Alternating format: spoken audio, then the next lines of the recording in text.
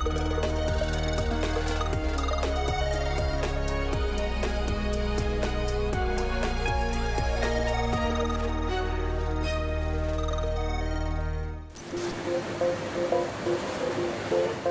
freedom is a pillar of democracy but has been declined in several EU countries.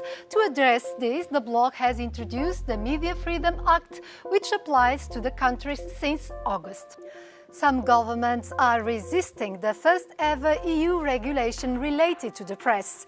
EU Decoded looks into it. The new rules aim to protect the editorial independence of journalists as well as their sources, including against the use of spyware. There are also provisions to ensure the independence of public service media from state interference and to enhance transparency of media ownership. The regulation includes guidelines to protect against the unjustified removal of online content produced by media outlets. This applies to major platforms such as Google, YouTube, and social media apps. The European Parliament broadly supported the law approved last year, and some governments have begun adopting their national laws.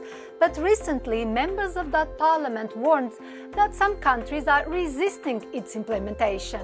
Let's hear what Europeans think about greater press protection. Hát a legfontosabb, ami létezik, mert szólásszabadság nélkül nem létezik semmi, de minden őszinte kéne legyen, nem hazugság, nem átverés. Szerintem a legfontosabb, anélkül nincsen demokrácia és nincsen semmi. Hát ha már politikai nyomástól kell védeni, az már nem demokrácia, egyrészt. És szerintem az újságírók, ha ügyesek, akkor nem kell őket védeni.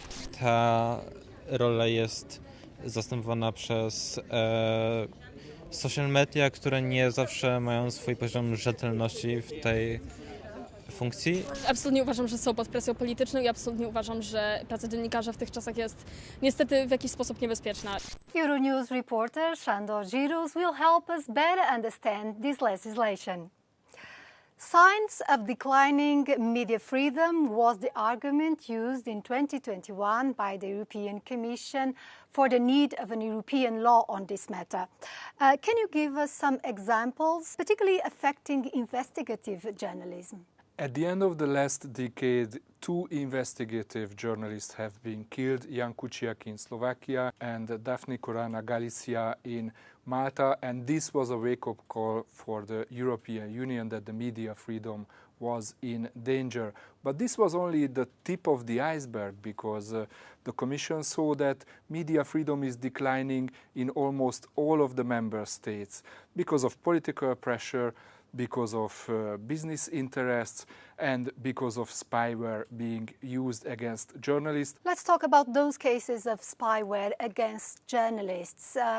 What happened and how can this law address those issues? Well, the most serious breaches have been recorded in Poland and in Hungary, where opposition figures, investigative journalists have been targeted by spyware. They hacked their phones. And this was clearly for political reasons. There have been cases also in Greece and in Spain, but those cases have not been a systemic risk against the opposition and against journalists. Now the new law says that spyware can be only used against journalists when there is a threat for the national security. Otherwise, this is forbidden. In a recent debate in the European Parliament about this law, 3 hard-right political groups said, and I quote, "This is a censorship tool used by Brussels to silence divergent voices." Which countries are more likely to resist the implementation of the law?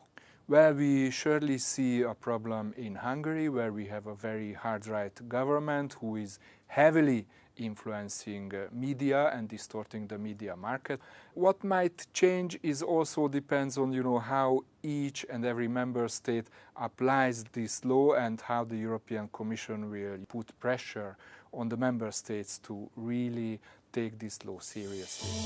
The 2025 Rule of Law report from the European Commission warns of deteriorating conditions for journalists in several countries, smear campaigns by politicians, and growing risks from highly concentrated media ownership.